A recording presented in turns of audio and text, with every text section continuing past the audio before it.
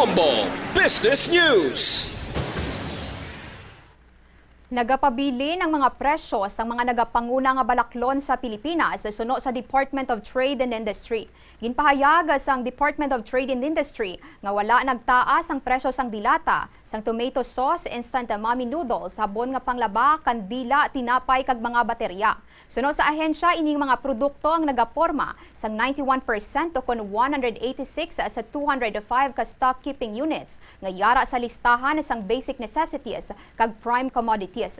Suno kay Trade Secretary Cristina Roque, padayon nga bantayan sang gobyerno ang mga presyo sa mga nagapanguna nga balaklon.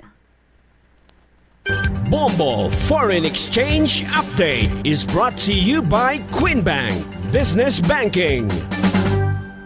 Ang ini nga exchange rate ang ginbase sa closing transactions ang Bankers Association of the Philippines o KUNBAP kag sa Bangko Sentral ng Pilipinas sa kahapon sang hapon.